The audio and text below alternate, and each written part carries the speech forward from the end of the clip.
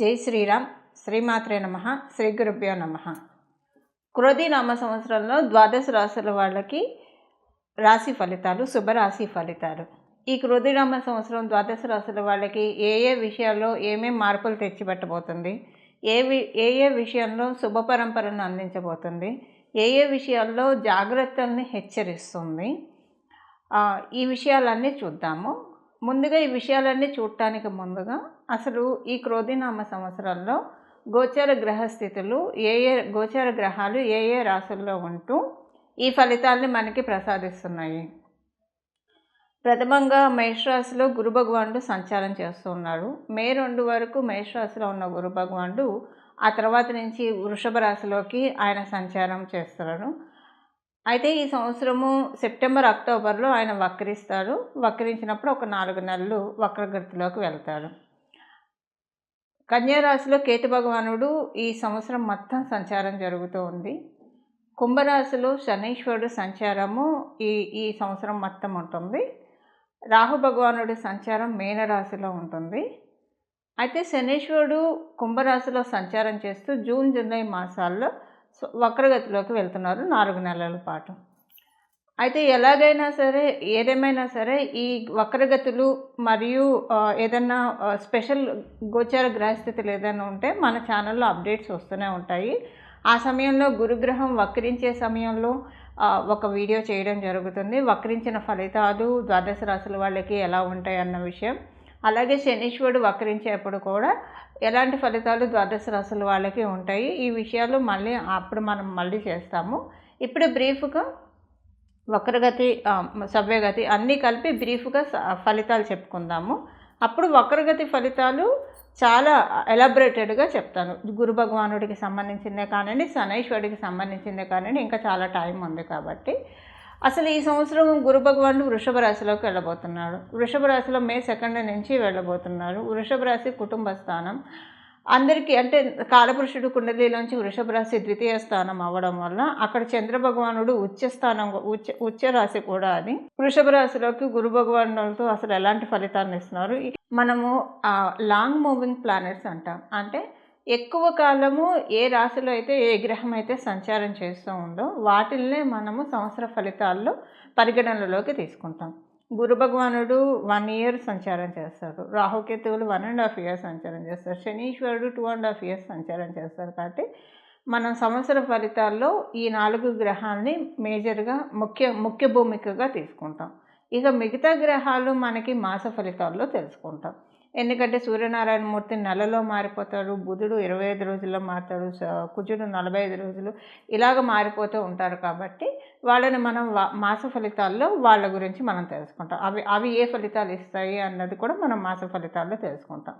అయితే ఇప్పుడు ఈ గోచార గ్రహస్థితులు మనం తెలుసుకున్నాం కదా, దీన్ని బట్టి ద్వాదశ రాశుల వాళ్ళకి ఎలాంటి ఫలితాలు ఈ గోచార గ్రహస్థితులు ప్రసాదించబోతున్నాయి అన్న విషయాన్ని మనం పరిశీలిద్దాం. తులారాశిలో పుట్టిన వాళ్ళకి ఈ సంవత్సరం ఆదాయం 2, వ్యయం 8, రాజపూజ్యం 1, అవమానం 5. తులారాశిలో పుట్టిన వాళ్ళకి ఈ సంవత్సరము కుటుంబ స్థానంలో కొన్ని మార్పులు చోటు చేసుకుంటాయి. ఆర్థికంగా కొన్ని మార్పులు చోటు చేసుకుంటాయి. మీకు ద్వితీయ స్థానంలో ఏకకాలంలో మే 3 నుంచి గురు భగవానుడు సప్తమ దృష్టితో చూస్తున్నారు. అలాగే శనీశ్వరుడు చూస్తూనే ఉన్నాడు ద్వితీయ స్థానాన్ని. సో మీ కుటుంబ స్థానంలో కొన్ని మార్పులు చోటు చేసుకుంటాయి. కుటుంబంలో కావచ్చు, అంటే మంచి మార్పులే చోటు చేసుకుంటాయి. ఫైనాన్షియల్గా అయినా సరే, కుటుంబంలో అయినా సరే మంచి మార్పులు చోటు చేసుకుంటాయి. అయితే మీకు వాక్కుకి సంబంధించిన ఇబ్బందులు కొన్ని ఉంటాయి. అంటే వాక్కుకి సంబంధించిన ఇబ్బందులు అంటే మీరు ఎవరితోటైనా మాట్లాడేటప్పుడు కొంచెం జాగ్రత్తగా మాట్లాడాలి. మీరు మాట్లాడే ప్రతి మాటని కొంచెం పదార్థాలు తీసుకునే అవకాశం ఉంది. లేదా ఇలా కాకపోతే మీ జన్మజాతకంలో మీకు వాక్స్థానం బాగా ఉండి బలం శుక్రబలం బాగా ఉంటే ఈ సంవత్సరం మీరు పూర్వ సంవత్సరాల్లో మాట్లాడిన విషయాలు ఈ సంవత్సరం బాగా చర్చకు వస్తాయి. ఆ విషయాల్లో కొంత మీ చుట్టూ ఉండేవాళ్ళు మిమ్మల్ని కొంత బాధ పెట్టే విధంగా ఆ విషయాలన్నీ గుర్తు చేసి మిమ్మల్ని బాధ పెట్టే విధంగా వాళ్ళైనా మాట్లాడటం జరుగుతుంది. ఇది ఒక చిన్న ఇబ్బందికర సంఘటన మీ రాశి వాళ్ళకి ఈ సంవత్సరం ఉంటుంది. బట్ కుటుంబంలో అయితే కొంత మంచి మార్పులు వస్తాయి. అదంతా జరుగుతూ ఉన్నా సరే మీ ప్రయత్నంతో మంచి మార్పులైతే వస్తాయి. ఇప్పుడు ఒకవేళ మీరు తులారాశిలో పుట్టారు, మీరు సంపాదించట్లేదు విద్యార్థినులే అనుకోండి. అప్పుడు మీకు ఈ విషయం అంతగా వర్తించదు. ఎస్పెషల్లీ మీరు డిగ్రీ ఫస్ట్ ఇయర్ లోపల విద్యార్థులైతే ఇప్పుడు నేను చెప్పింది వర్తించదు. డిగ్రీ కంప్లీట్ అయిన వాళ్ళకి దగ్గర నుంచి వర్తిస్తుంది. ఇప్పుడు మనం తెలుసుకునే పాయింట్ బాగుండడం కావచ్చు, లేదా అవమానంగా మాట్లాడడం కావచ్చు, ఇదంతా కూడా అప్పుడే వర్తిస్తుంది. అయితే విద్యార్థుల గురించి ఎలానో మనం టాపిక్ చూసాం కాబట్టి విద్యార్థులకి ఈ సంవత్సరం కృషితోటి బాగా రాణిస్తారు, బాగా కాన్సన్ట్రేటెడ్గా చదువుకుంటారు. తద్వారా విజయాన్ని కైవసం చేసుకోవడానికి చాలా చక్కటి అవకాశం ఉంది. మీరు వ్యాపారస్తులు అయితే ఈ సంవత్సరం వ్యాపారస్తులందరికీ కూడా చాలా చక్కగా ఉంది. ఎలాంటి అంటే ఆరాట పోరాటాలు లేకుండా వ్యాపారం అంతా సాగుతుంది. పెద్దగా టెన్షన్ ఉండదు, అలాగని మితిమీరిన ఆనందము ఉండదు. హ్యాపీగా అలా ప్రశాంతంగా చేసుకొని వస్తారు. అంటే ప్రశాంతంగా మన దైనందిన జీవితం శుభంగా గడిచిపోవడానికి ఎంత డబ్బు అయితే వస్తే హ్యాపీగా ఉంటుందో అంత డబ్బు వెతుక్కోకుండా ఒకరి దగ్గర చెయ్యి చాచకుండా వచ్చే విధంగా మీకు ఈ సంవత్సరం ఉంది. వ్యాపారస్తులందరికీ కూడా మీరు ఏ రంగంలో ఉన్నా సరే ఈ విషయం వర్తిస్తుంది. ఉద్యోగస్తులకి ఈ సంవత్సరము బాగుంది, ఎలాంటి ఇబ్బంది లేదు. ఉద్యోగస్తులందరికీ ఒక ట్రాన్స్ఫర్మేషన్ ఉంటుంది. ఉద్యోగస్తులు మీరు కనుక విదేశాలు వెళ్ళాలని అనుకున్నా, లేదా ఉద్యోగం చేసే చోట ఏదైనా చేంజ్ కోసం చూస్తుంటే, మీరు ఉద్యోగం చేసే చోట కావచ్చు, లేదా బయట సంస్థకు వెళ్ళాలి, చేంజ్ కావాలి అని అనుకున్నా సరే ఈ ప్రయత్నాలు సఫలీకృతం అవుతాయి ఈ సంవత్సరంలో మీకు. బట్ మీరున్న చోట మీకు చేంజెస్కి కొత్తగా వెళ్ళేదానికంటే కూడా ఉన్న చోట చేంజెస్ బాగా ఉన్నాయి. బట్ మీరు కొత్తగా వేరే చోట ప్రయత్నించాలనుకున్నా కూడా గోచార గ్రహస్థితులు ఈ సంవత్సరం మీకు సపోర్టింగ్గానే ఉన్నాయి. అలాగే మీకు షష్ఠ స్థానంలో రాహుదేవుడు సంచారం చేస్తూ ఉన్నాడు. షష్ఠ స్థానంలో రాహుదేవుడు సంచారం చేయడం వల్ల మీరు లోన్ షూరిటీ ఎవరికి ఇవ్వకూడదు ఈ సంవత్సరము. నోటి మాట ద్వారా కావచ్చు, సిగ్నేచర్ ద్వారా కావచ్చు, ఎవరికైనా షూరిటీ ఇస్తే అది తర్వాత రోజుల్లో మీరు ఇచ్చింది ఎంత హానెస్ట్ పర్సన్స్కి అయినా సరే తర్వాత రోజుల్లో కొన్ని అనివార్య పరిస్థితుల కారణంగా అది మీకు చుట్టుకునే అవకాశం ఉంటుంది.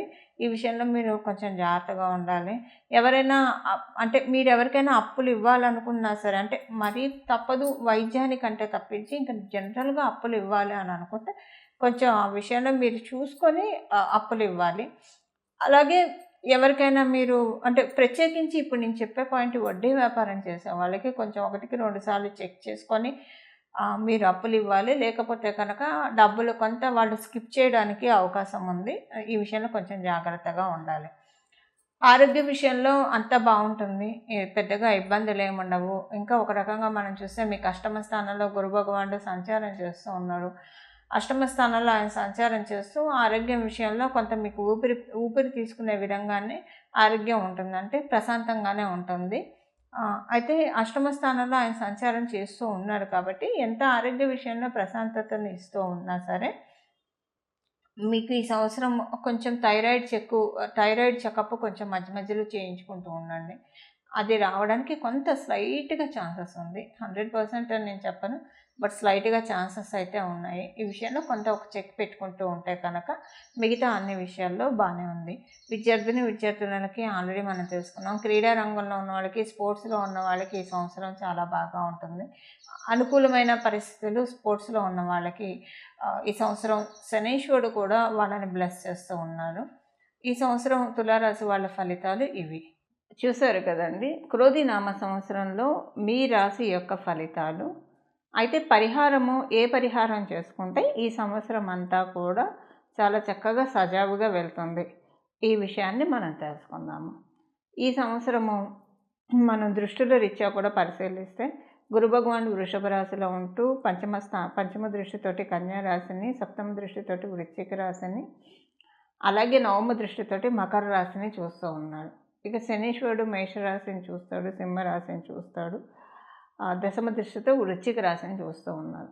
ఇద్దరూ కలిపి గురు భగవానుడు అలాగే శనీశ్వరుడు వీరిద్దరూ కలిసి ఒకే రాశిని చూస్తున్నారు. ఆ రాశి వృశ్చిక రాశి. ఈ సంవత్సరము అయితే వీళ్ళిద్దరూ కలిసి ఎక్కడున్నా, వీళ్ళిద్దరూ కలిసి ఏ స్థానం మీద దృష్టి పెట్టినా ఆ స్థానము మీ జన్మకుండలిలో ఏదవుతుందో ఆ విషయంలో కొన్ని మంచి మార్పులు చోటు చేసుకుంటాయి. ఉదాహరణకి మీది మేషరాశి అయిందనుకోండి. అంటే మనం ఏదవుతుందో దాని ఫలితాలు ఆల్రెడీ నేను చెప్పాను కదా! దానికి సంబంధించి ఒకవేళ చెడు ఫలితాలుంటే తగ్గించుకోవడానికి. అంటే చెడు ఫలితాలైతే ఉండదు. ఇది బ్యాలెన్స్‌డ్‌గా అన్నా ఉంటుంది. లేదంటే ఒక మంచి మార్పన్నా తెచ్చిపెడుతుంది. సో, ఏ ఫలి ఈ ఈ మంచి మార్పు ఇంకా మీ మీ జన్మజాతకం సపోర్టింగ్‌గా లేకపోతే కనుక, ఈ మంచి మార్పుని సుస్థిరం చేసుకోవడానికి, మంచి మార్పు యాక్టివేట్ చేసుకోవడానికి చేయాల్సిన పరిహారం మనం ఒకసారి పరిశీలిద్దాం.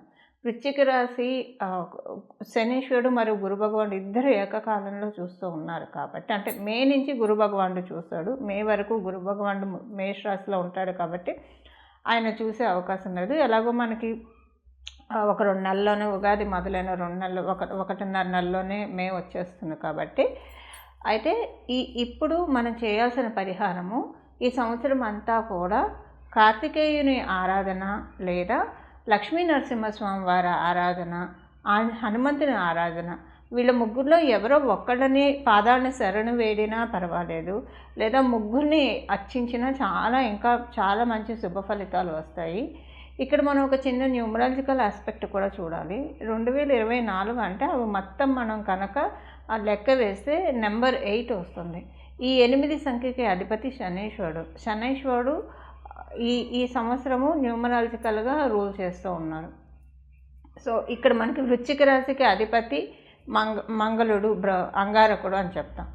సో, వీళ్ళిద్దరికీ ఎప్పుడూ కూడా పూర్తిగా అనుకూలంగా ఉండదు. అందువల్ల వీళ్ళు ఇప్పుడు అంటే వచ్చే యోగాన్ని మనం ఒడిసి పట్టుకోవడానికి ఇప్పుడు మనం తెలుసుకున్న ఈ దేవీ దేవతల ఆరాధన, అంటే కార్తికేయుని ఆరాధన కావచ్చు, లేదా హనుమంతుడి ఆరాధన, లక్ష్మీ నరసింహస్వామి వారి ఆరాధన, ఈ ముగ్గురులో ఎవరు ఆరాధన చేసినా పర్వాలేదు. ముగ్గురిని కలిపి ఏకకాలంలో ఆరాధన చేసినా పర్వాలేదు. చాలా చక్కటి శుభ ఫలితాలు అందుకోవడానికి నిస్సందేహంగా అవకాశాలు ఉంటాయి. అలా ఈ దేవీ దేవతల్ని స్మరిస్తూ, జపిస్తూ శుభ ఫలితాలు మీరందరూ అందుకోవాలని చెప్పి ఆశిస్తూ, భగవంతుడి కృపకు మీరందరూ పాత్రులు అవ్వాలని చెప్పి నేను కూడా మనస్ఫూర్తిగా నా ఆరాధ్య దైవమైన రాజరాజేశ్వరి అమ్మవారు, రాజశ్యామల అమ్మవారు, లక్ష్మీ అమ్మవారికి మనస్ఫూర్తిగా శరణు వేడుకుంటూ మంగళం. నమో భగవతే వాసుదేవాయ.